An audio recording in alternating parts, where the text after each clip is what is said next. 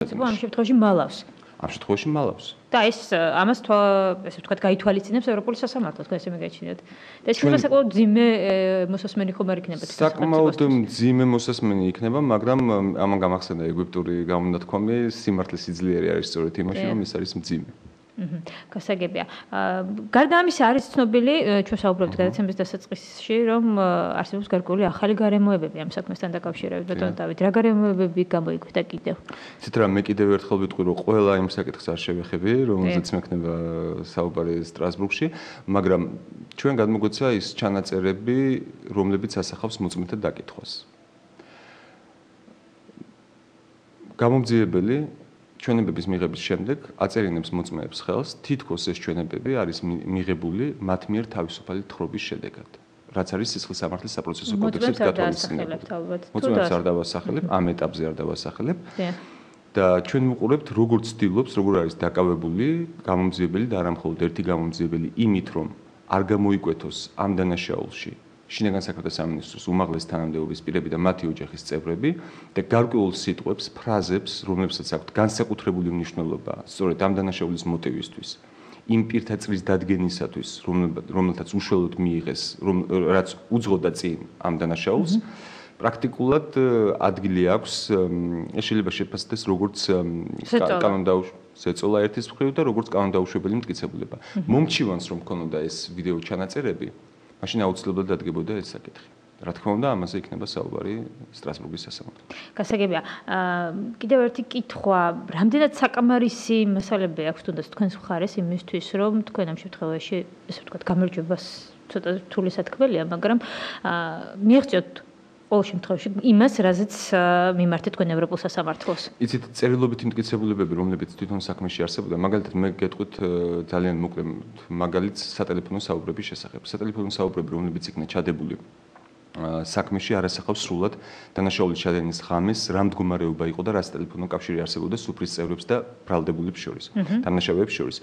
მაგალითად, ბატონი გია ალანიას საუბრები 3 გვერდი სისხლის სამართლის საქმეში არის ამოღებული. პირველი საათი და 40 წუთიდან მეორე დღის 15 საათამდე. ეს ასახავს სწორედ იმ მდგომარეობას, სანდრო გავიდა 2 საათზე ბარიდან, ანუ 20 წუთით ადრე, ვიდრე სანდრო გავიდოდა ბარიდან და ჩვენ არ გვაქვს პრაქტიკულად ინფორმაცია, რატო ამოიღებდა გამოძიება ამ 3 ფურცელს, თუ კი მათ წინააღმდეგობაში ისინი არ შევიდოდნენ გამოძიების ოფიციალურ ვერსიასთან. მეორეს მხრივ, გამოძიების დასრულების შემდეგ უკვე სააპელაციო სასამართლოში მოპოვებული იქნა მტკიცებულება იმის თაობაზე, რომ სისხლის სამართლის საქმეთა კოლეგიას კანონიერად ჰქონდა ცნობილი ამოღებული წერილობითი მტკიცებულების სახით სატელეფონო საუბრების 3-ვე ბრალდებულის და ეს სატელეფონო საუბრები არ იქნა ჩადებული საქმეში, მხოლოდ სქემა იქნა გაკეთებული თავად გამოძიების მიერ და ის საქმეები ის სატელეფონო საუბრები ჩადეს სწორედ საქმეში სქემატურად, რაც მათ აწყობდათ. და სხვათა შორის ეს მტკიცებულება, რომელიც სიდის სახით მათ წარუდგინეს ევროპულ სასამართლოს, არის ფალსიფიცირებული. გასაგებია.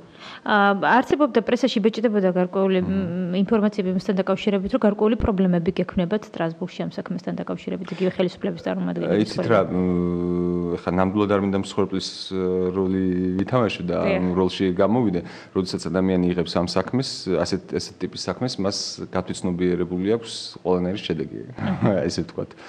არა, მაგრამ თვითონ პროცესს რაც შეეხება, უშუალოდ რა თქმა უნდა, დამღლელი და ნერვების თამაში იყო გარკვეულწილად ის, რომ ორჯერ გადაიდო ეს სასამართლოს ხტომა და იმედია, რომ რაღაც ახალი არ მოხდება და 27-ში ჩანიშნულის ხტომა არსებობს ამის თეორიული შანსი, რომ თეორიული შესაძლებლობა ამის, რა თქმა უნდა, შეიძლება არსებობდეს, მაგალითად, მაგრამ ასეთ შემთხვევებს ახდენს მხოლოდ მაგალითად რუსეთი, რომელიც მაგალითად ააცილებინებს, მე არ მინდა ჩვენ კონკრეტულ შემთხვევაში კალბატონონოზე თქვა, მე არ ვიცი მისი აცილების საფუძვლები.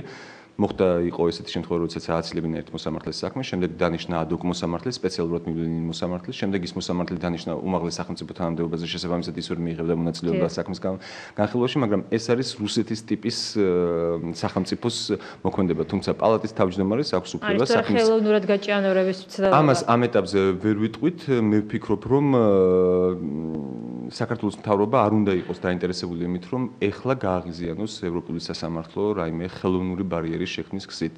პალატის თავმჯდომარე სასამართლოს რეგლამენტის მიხედვით არის უფლებამოსილი მიიღოს გადაწყვეტილება, რომელიც საჭირო იქნება და აუცილებელი საქმის სწორად განხილვისათვის და ჩატარებისათვის ესე რომ. გასაგებია 27 აპრილს იქნება განაჩენი გამოტანილი. არა, 27 აპრილს მოხდება მოსმენა, ეს იქნება ცოცხალი პროცესი, თავიდან გამოვა საქართველოს მთავრობის წარმომადგენელი, შემდეგ ჩვენი მხარე. პროცესი იქნება ინგლისურ და ფრანგულ ენებზე, დაცვა განხორციელდება ინგლისურ და ფრანგულ ენებზე. შემდგომში მოსამართლეები დასვამენ შეკითხვებს, რის შემდეგაც უპასუხებთ მხარეების შეკითხვებს და გაიმართება პაექრობა მხარეთა შორის. განაჩენს როდის ელოდებით? მე ხა თვითონ ევროპის სასამართლოში მქონია შესაძლებლობა ახლოს მემუშავა ესე ვთქვათ გარკვეულ საქმეებთან და დაახლოებით სავარაუდოდ ალბათ 2-3 თვე მაინც დაჭირდება. თუმცა იმდენად ამომწურავად არის საქმე უკვე მომზადებული, რომ მე არ გამოვიცხავ, რომ ეს უფრო მალე იყოს. გასაგებია და რას ველოდებით სასამართლოსგან? ჩვენ ველოდებით კონვენციის მეორე, მე-6 მე-13 მუხლების დარღვევას, 38 მუხლის დარღვევას ფაქტია რომ ადგილი ჰქონდა და სამართლიან განსხვავებას. და რა იქნება ეს? საქართველოს სახელმწიფოს მიმართ ფულადი ჯარიმა? არა მხოლოდ ფულადი ჯარიმა, აქ უნდა იყოს ინდივიდუალური და ზოგადი ღონისძიებები გატარებული. სხვადასხვა ევროპის ინდივიდუალურ ზომებში გულისხმობ, როდესაც გამოდის ევროპული სასამართლოს გადაწყვეტილება, სასამართლო თავად განსაზღვრავს, რა სახის ზომები შეიძლება იყოს მიზანშეწონილი ამ შემთხვევაში, რათა კონვენციის დარღვევის შედარებით გამოსწორება მოხდეს. ინდივიდუალურ ზომებში გულისხმობა კონკრეტულად მომჩივნის მიმართ რა სახის ზომები შეიძლება გატარდეს, თქვათ ეს შეიძლება იყოს წინასწარი გამოძიების ხელახლა წარმართვა, ზოგად ზომებში იგულისხმება, მაგალითად კონკრეტული სისხლის სამართლის კოდექსის ან საპროცესო კოდექსის მუხლების შეცვლა, რამაც გამოიწვია ამავდროულად მომჩივნის უფლებების დარღვევა. გასაგებია, თქვენ საუბრობდით იმაზე, რომ თუ კი სასამართლო დაასკვნის, რომ პროცესი არასწორად იყო წარმართული, ანუ არასწორად წარიმართა თვითონ გამოძიება, ის შეიძლება დაბრუნდეს საქმე მსვლელობაში, ანუ საქართველოში. მზად ხართ ამისთვის, რომ საქმეს დაუბრუნდეთ თავიდან თუნდაც საქართველოში? იცით რა, ეს მზაობა ბატონ შალვა-შავგულიძეს თავიდანვე ჰქონდა ამ საქმის მიმართ. ასე რომ მასალები, რომლებიც არის თვითონ საქმეში წარმოდგენილი. მასალები, რომლებიც არის უკვე ამოღებული გამოძიების მიერ, რომლებიც აღარ საჭიროებს ხელახლა ამოღებას და თუ ჩვენ გვექნება ეფექტური შესაძლებლობა, რომ გავეცნოთ ამ მასალებს და ასევე ის საქმის ფაქტობრივი გარემოებები და მოწმეთა ჩვენებები, რომლებიც ჩვენ დღეს გვაქვს და რომლებიც მიცემული იქნა სასამართლოს ხდომაზე, ერთმნიშვნელოვნად ადასტურებს პოზიციას იმის თაობაზე, რომ მოცემულ შემთხვევაში ეს დანაშაული ჩადენილი შეკვეთილი იქნა. ერთის მხრივ, ხოლო მეორეს მხრივ არამხოლოდ ის პირები უნდა იყვნენ დასჯილები, რომელთაც სიმბოლურად მოიხადეს სასჯელი და სხვა შორის ევროპულმა სასამართლომ ცალკე დაუსვა შეკითხვა გვისვამს მხარეებს ტელეკომპანია მაესტროს ეთერში გასულ გადაცემასთან დაკავშირებით მსჯავრდებულების განსაკუთრებით ხელსაყრელ პირობებში ყოფნის თაობაზე. ამაზეც რა თქმა უნდა გვექნება ჩვენი კორესპონდენტი ნატია მიქიაშვილის საკმაოდ ვრცელი რეპორტაჟი იყო, სადაც ასახული იყო რა პირობებში იყვნენ მსჯავრდებულები. როდესაც იხდიდნენ ერთი საშიშროება კიდე საქართველოს ხელისუფლებას, რომელიც შეიძლება შეექმნას ამ კონკრეტული გადაწყვეტილებით, სხვა შორის ევროპულ სასამართლოს მრავალ გადაწყვეტილებაში განსაკუთრებით მეორე და მესამე მუხლთან დაკავშირებით აღნიშნავს ვალდებულება და აუცილებლობა ტრენინგების ჩატარების და გარკვეული სწავლებების ჩატარების იმ ადამიანებისთვის, რომელთა უპირველესი მოვალეობაა დაიცვან ადამიანის უფლებები და დაიცვან ადამიანის ღირსება და სიცოცხლე, როდესაც სახლიდან გადიან. ჩვენ წარვადგინეთ ასევე გადაცემა, რამდენიმე დღის წინ გავაგზავნე სტრასბურგში, სწორედ თქვენს ცნობილი გადაცემა ქალაქში მკვლელია. ამ